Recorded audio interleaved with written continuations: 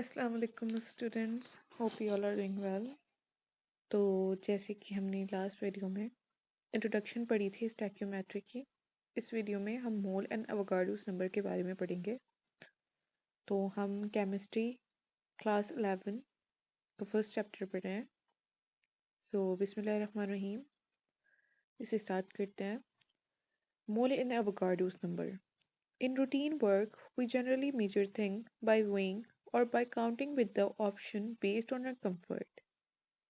हम अपनी आम जिंदगी में चीज़ों को जो है ना मेजर करते हैं उनके वजन से, या तो फिर उन्हें काउंट करके, या तो एक एग्जांपल्स हैं इनकी बहुत सारी। जैसे कि कुछ एग्जांपल्स हैं, जैसे कि ग्लव्स की। ग्लव्स को हम पेयर्स के थ्रू लेते हैं। हम पेयर्स की बात करते हैं, जैसे कि हमें इतने ग्लव्स, इतने पेयर्स ऑफ ग्लव्स चाहिए, एक पेयर में 2 ग्लव्स होते हैं। या अगर हम केले लेने जाएं तो हम दर्जनों के हिसाब, डोजन के हिसाब से केले लेते हैं। जैसे कि एक डजन में 12 बनानास होते हैं। इस तरीके से अगर हम किसी शीट्स लेने जाएं तो हम उसे रीम के हिसाब से मेजर करते हैं, कैलकुलेट करते हैं। और अगर हम राइस लेने जाएं तो उसके वेट से हम उसे, काउंटिंग के बजाय हम उसके उसके वेट से नापते हैं।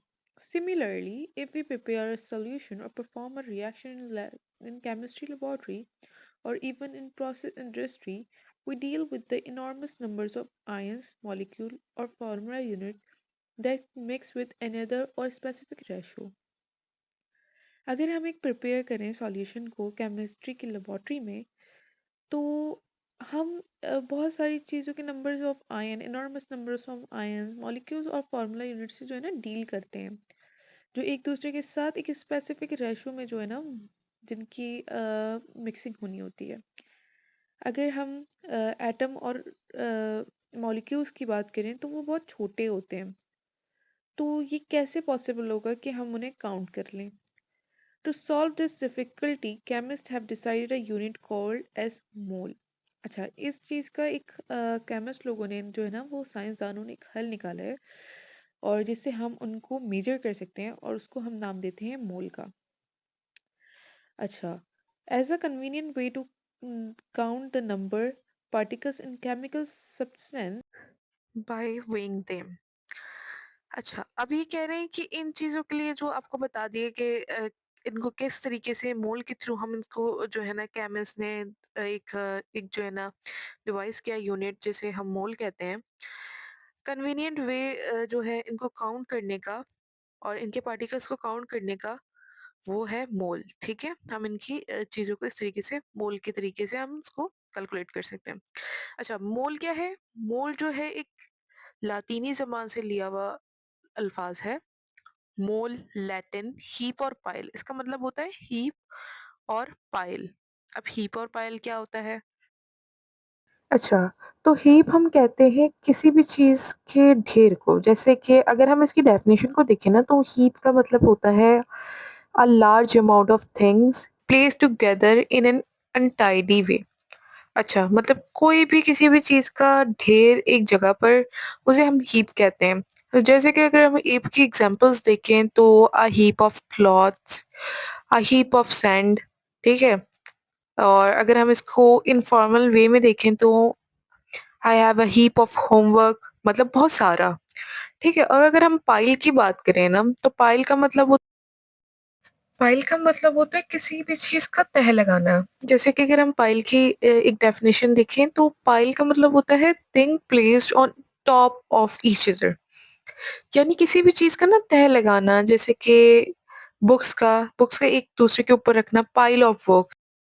अच्छा, फिर हमारे पास एसआई यूनिट। मोल जो है ना, मोल इज़ द एसआई यूनिट। मोल जो है एक एसआई यूनिट है जिसको हम मेजर करते हैं, मेजरिंग करने के लिए यूज़ करते हैं अमाउंट ऑफ सब्सटेंस को स्पेसिफिक नंबर्स ऑफ पार्टिकल्स में, ठीक है? जैसे कि यहाँ एक इस डेफिनेशन लिखी हुई है, आप देख सकते हैं ब्लू से।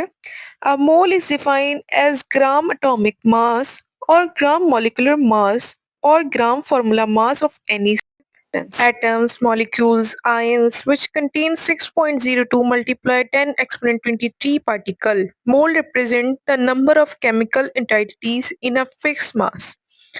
मोल जो है उसे हम define as gram atomic mass से कर सकते हैं, ग्राम मॉलिक्यूलर मास से कर सकते हैं, या ग्राम फॉर्मूला मास से कर सकते हैं किसी भी सब्सटेंस का। Substance like atoms, molecules, ion जो कंटेन करती हैं 6.02 मल्टीप्लाई बाय 10 एक्सपोनेंट 23 पार्टिकल्स। अच्छा, अब यहाँ पर मोल जो है वो रिप्रेजेंट करता है कि केमिकल एंटिटीज फिक्स मार्क्स की। जैसे कि अगर हमें देखा जाए कि एग्जाम्पल ले लेते हैं कि अगर हमें किसी चीज़ को लाइक केमिस्ट लोग जो साइंसदान होते हैं वो किसी भी चीज़ को ना मेजर करने के लिए ना छोटी चीज़ों को, टाइनी पार्टिकल्स को हम मेजर करने के लिए ना मोल को यूज़ करते हैं, मोल की जो है ना मास को यूज़ करते हैं। Conversely, we can say that 1 mole of any of the substances always contains 6.02 multiplied 10 exponent 23 particles and known as Avogadro's number. In the honor of Italian physicist Amedeo Avogadro। अच्छा, तो ये जो अमीडियो एवोगाडो हैं, ये जो है इटालियन फिजिस्ट हैं और इनका ना ताल्लुक जो था ना वो इटली से था। और इनका जो शोबा है ना वो जैसे कि केमिस्ट्री और फिजिक्स के शोबे से ना ताल्लुक रखते थे।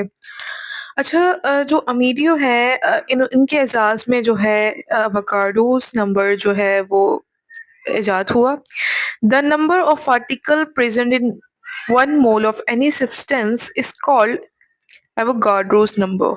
अच्छा, इसको जो हम डिनोट करेंगे ना वो एन ए से करेंगे, लेकिन N should be always capital and A should be always in small capital and its numerical value is 6.02। अच्छा, बेसिकली इसका ये मतलब है कि जो द नंबर ऑफ जो पार्टिकल्स हैं किसी भी एक मोल में किसी भी सब्सटेंस के हम कहेंगे उसको एवोगाड्रोस नंबर, ठीक है। और जो उसकी वैल्यू होती है वो 6.02 मल्टीप्लाई 10 एक्सपोनेंट 23 होगी। फिर नीचे करते हैं इसको। 1 mole of any substance always contain 6.02 multiply 10 exponent 23 particles and no matter what the chemical nature of the substances. अच्छा, अब ये कह रहे हैं कि एक मोल किसी भी सब्सटेंस का हमेशा 6.02 मल्टीप्लाई 10 एक्सपोनेंट 23 पार्टिकल्स को जो है ना वो कंटेन करता है, कुछ भी हो जाए केमिकल नेचर में सब्सटेंस की। ठीक है, ये एक सवालिया तौर पे ये पूछ रहे हैं। Thus, 1 mole of carbon and 1 mole of magnesium contain same number of atoms, but 1 mole of magnesium has a mass twice 24 gram as that of 1 mole of carbon 12 gram। अच्छा, अब वो कह रहे हैं कि एक मोल कार्बन का और एक मोल मैग्नीशियम का कंटेन करता है सेम नंबर ऑफ एटम्स, यानी कार्बन और मैग्नीशियम के जो एटम्स होते हैं वो सेम होते हैं, लेकिन एक मोल मैग्नीशियम का जिसका मास 24 ग्राम है, ट्वाइस, अच्छा ट्वाइस मतलब 2 बार, as that of 1 mole of carbon. Carbon जो है उसका 12 ग्राम है, लेकिन ट्वाइस जो है वो मैग्नीशियम का है as compare to 1 mole of carbon. अच्छा, अब ये कहना ये चाह रहे हैं कि जो 2 बार मैग्नीशियम का मोल है वो कार्बन से ज़्यादा है, ठीक है? क्योंकि 24 ग्राम कार्बन मैग्नीशियम है और कार्बन उससे कम। यहाँ पे एक जैसे कि एक चार्ट शो हो रहा है जिसमें 1 मोल मैग्नीशियम जो है वो 24 ग्राम के बराबर है, नंबर ऑफ एटम 6.2 मास है उनका। 1 मोल ऑफ कार्बन 12 ग्राम, number of atom 6.02 multiply 10 exponent 23 है। फिर यही कि 1 mole quantities of different substances contains equal number of particles, कि कोई भी एक मोल की क्वांटिटी जो है वो डिफरेंट सब्सटेंसेस कंटेन करेगी जिसका इक्वल नंबर ऑफ पार्टिकल्स होंगे। आगे है ये है कि while using the term mole for ionic compounds, जो हम टर्म मोल है वो आयनिक कंपाउंड्स के लिए यूज करते हैं। We consider the number of formula units of that compound. For example, 1 mole of MgCl2 is a quantity which contains 6.0 multiplied 10 to exponent 23 MgCl2 units। यहाँ ये कह रहे हैं कि हम ये टर्म मोल यूज़ करते हुए आयनिक कंपाउंड्स के हम कंसीडरेशन में ले लेते हैं फार्मूला यूनिट्स कंपाउंड के, जैसे कि MgCl2 एक क्वांटिटी है जो कंटेन करती है 6.02 मास, ठीक है, MgCl unit. However, in each MgCl2 unit there is a one magnesium plus two ions. अब आयंस तो आप लोगों को पता है, ठीक है, आयन इसमें बोल रहे हैं Mg plus two ion and two chlorine minus ion, ठीक है, नेगेटिव आयंस, ठीक है। तो इसमें ये है कि मैग्नीशियम जो है वो प्लस टू आयन कंटेन कर रहा है, जबकि नेगेटिव जो है वो Cl कंटेन कर रहा है। तो ये बताता है, इंडिकेट करता है कि 1 मोल ऑफ MgCl2 कंटेन कर रहा है 6.02 मल्टीप्लाई 10 एक्सपोनेंट 23, और Mg+2 आयन जो है वो डबल करेगा, क्योंकि उसमें +2 ऐड हो रहा है, तो उसका मास डबल हो जाएगा 12.04 मल्टीप्लाई 10 एक्सपोनेंट 23। अच्छा, अब यहाँ पे MgCl2 इज इक्वल्स टू हमारे पास बराबर हो रहे हैं कि Mg+2 Cl नेगेटिव, यानी 2 Mg के आयंस हैं और फिर 2 क्लोरीन है नेगेटिव में, ठीक है। फिर हमारे पास है comparing a dozen of bananas and a mole of carbon. It is important to note that bananas vary in small mass but all carbon items have equal mass. कि अगर हम कंपेयर करें डोजन ऑफ बनानास को and a mole of carbon को, तो हमें ये बहुत ज़रूरी है कि हम उनको बनानास का जो है ना वो मास देखें, if there is a number of carbon का मास देखें कि वो इक्वल है। Thus, a fruit seller cannot sell 1 dozen bananas by weighing them. However, chemists can deal 1 mole carbon easily by weighing 12 gram of carbon. अच्छा, उसमें ये कह रहे हैं ये लोग कि हम फ्रूट सेलर के पास जाते हैं तो वो बनाना को जो है वो कभी भी तोलेगा नहीं, वो बनाना को काउंट करेगा कि 1 डज़न बनाना यानी 12 दर्जन, 12 मतलब 12 बनाना है, सॉरी, 12 बनाने से 1 दर्जन में। ऐसे ही जो केमिस्ट है ना वो डील करता है कि 1 मोल कार्बन जो है उसको किस तरीके से उसको मेजर करना है, वो उसको उसका वेट मेजर करता है। हमारे पास लास्ट डेफिनेशन है, the mass in grams of 1 mole of any pure substance is known as molar mass. किसी भी चीज का मास ग्राम में, किसी भी मोल का मास ग्राम्स में किसी भी प्योर सब्सटेंस का कहलाता है molar mass. The unit for molar mass is gram per mole, ठीक है। यहाँ पर जो यूनिट है मोलर मास का वो ग्राम पर मोल है। बस यहीं तक हमारा आज का टॉपिक था। होप कि आपको आज की वीडियो अच्छी लगी, और अगर अच्छी लगी तो इस चैनल को सब्सक्राइब करें। इसका नेक्स्ट पार्ट भी इंशाल्लाह अपलोड हो जाएगा, और अगर कोई भी क्यूरीज हो तो कमेंट में बताएं।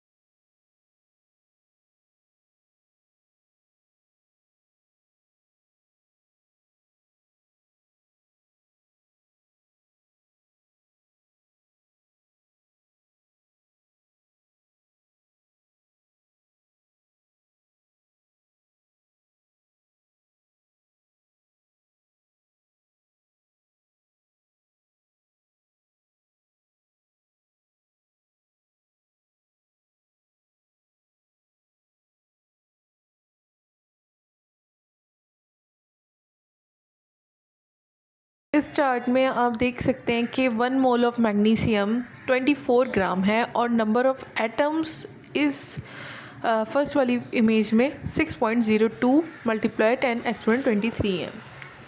ये वही है जो हमने ऊपर पढ़ लिया। 1 मोल ऑफ कार्बन 12 ग्राम, number of atoms 6.02 multiply 10 exponent 23। अब मूव करते हैं हम थोड़ी आगे।